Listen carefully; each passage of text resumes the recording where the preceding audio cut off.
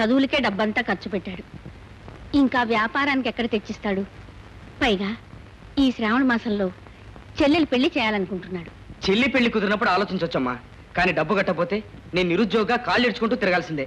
అదేం కాదండి, మా నాన్నగారే డిపాజిట్ కూడా కడతానంటే కాదు కూడదని మిమ్మల్ని వచ్చి ఇబ్బంది పెడుతున్నారు. ఆ తమ్ముడు వ్యాపారానికి డబ్బు ఇవ్వటం నాకు ఇబ్బంది ఏమిటమ్మా? పైగా నేనుండగా నా తమ్ముడికి ఎవరు డబ్బు సాయం అక్కర్లేదు. అలాగే సుధా, నువ్వు అడిగిన 50 వేలు తీసుకెడుతూ గాని. చాలా థ్యాంక్స్ అన్నయ్య. వెరీ గుడ్, అనుకున్న సాధించావు. ఇలాగే నీ వ్యాపారం కూడా బ్రహ్మాండంగా సాగుతుంది. అయితే రేపు పొద్దున్నే బయలుదేరుతాం. అలాగే. ఏమిటి నోరు తీపి చేస్తున్నావు? నీకు తీయని మాట చెప్దామని. ఏమిటో అది? నాకు సబ్ ఇన్స్పెక్టర్ సెలక్షన్ వచ్చింది. అదేనా? అదేమిటి, నేను సబ్ ఇన్స్పెక్టర్ కావడం నీకు ఇష్టం లేదా? నువ్వెంత గొప్పవాడివైనా నా వాడివి కావడం అన్నదే నాకు గొప్ప మోహన్. ఇంకా మన పెళ్లికి వాయిదా పడితే ఏమవుతుంది? మా నాన్న మాట నేను ఎలాగ విన్ను, మీ అన్నయ్య నీ మాట కాదండు. నిజమే, అన్నయ్యకి నేనంటే ఎంత ప్రేమో అన్నయ్య అంటే నాకు అంతే ప్రేమ. ఒకవేళ అన్నయ్య మరో సంబంధం తెస్తే ఎదురు చెప్పలేక ఏ నుయ్యో గొయ్యో చూసుకోవాల్సింది. అంత మాట నాకు తెలిసి నేను బ్రతికుండగా నిన్ను దూరం కానివ్వను.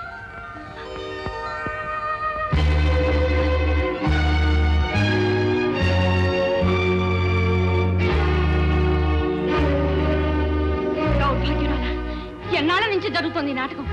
నువ్వెలాంటి కుటుంబంలో పుట్టావు, ఎలా పెరిగావు, ఎలా ప్రవర్తిస్తున్నావు? వయసు వచ్చిన ఆడదానివి పరాయి మగవాడితో పరాచికాలు ఆడతావా? నేనే తప్పు చేయలేదమ్మా.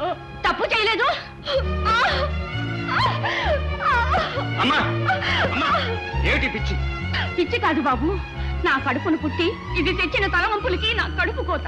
అందుకని బిడ్డల రహస్యాన్ని కడుపులో పెట్టుకుని పరిష్కరించుకోవాల్సిన తల్లివి నువ్వే ఇలా తొందరపడితే ఎలాగమ్మా? తొందరపడ్డం లేదు బాబు, తల్లిగా ఆడపిల్లని అదుపులో పెట్టుకుంటున్నాను. వయసు వచ్చే వరకేనా మా పిల్లలు మన మాట వినేది. ఆ తర్వాత మనసు మాటే తప్ప మన మాట వినరు. మనసు తెలుసుకోకుండా అదుపులో పెడితే అది మరో సమస్యకు దారితీస్తుంది.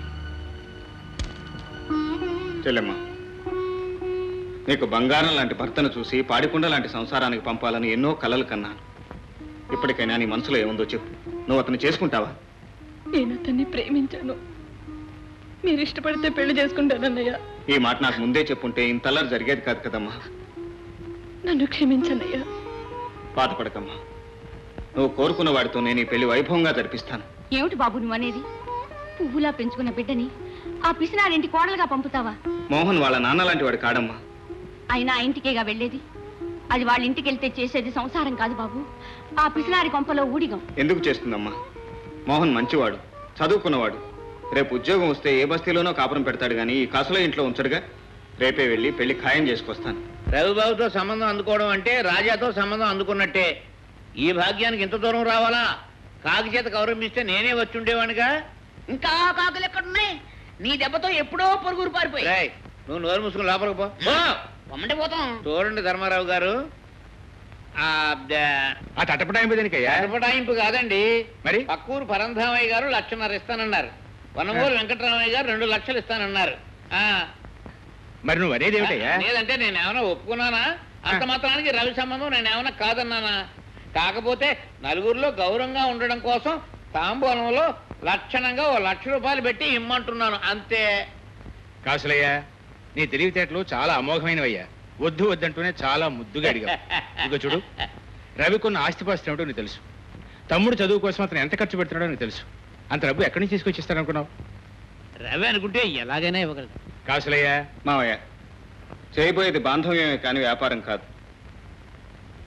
ఇక్కడ బేరమాటం వల్ల అభిమానాలు దెబ్బతింటాయా కానీ వేరే ప్రయోజనం ఉండదు.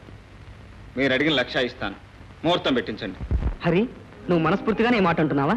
నిజం సుధా, నేను మీ ఊరొచ్చి మీ చెల్లెలను చూసినప్పుడే ఆమె నా భాగస్వామిగా చేసుకోవాలనుకున్నాను. ఈ పెళ్లి జరిగితే నా చెల్లి కంటే అదృష్టవంతురాలు ఎవరు ఉండరు. మా అమ్మ అన్నయ్య అందరూ సంతోషిస్తారు. I'm very happy. Thank you.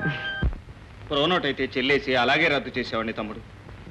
కానీ ఇది పెళ్లి, 10 మందిలోనూ ఇచ్చిన మాట. అంటే 10 మంది కోసమే చెల్లి గొంతుకొస్తావా? ఆడపిల్ల జీవితం ఏమైనా నువ్వు ఆడిన మాట తప్పని హరిశ్చంద్రుడు అనిపించుకోవాలా కక్కుర్తా? నాకు అలాంటి ఉద్దేశం ఏనాడూ లేదు. నేను నా మాట నా సుఖం అని ఏనాడూ ఆలోచించలేదు. కాకపోతే మన కుటుంబం మన గౌరవం అని ఆలోచించాను. మా నాన్న దృష్టి నీకు లేదు. మారుటన్నావు కనుకనే ఈ దారుణానికి దిగావు. తమ్ముడు, లేకపోతే నీ సొంత చెల్లెలే అయితే శ్రీమంతుల బిడ్డ హరిబాబుకి ఇచ్చి పెళ్లి చేస్తానంటే వద్దంటావా? పొరపడుతున్నావు తమ్ముడు. ఈ నిర్ణయానికి కారణం నేను కాదు, తులసే తన మోహన్ని ప్రేమించానని అతన్నే పెళ్లి చేసుకుంటానని భీష్మించు కూర్చుంది.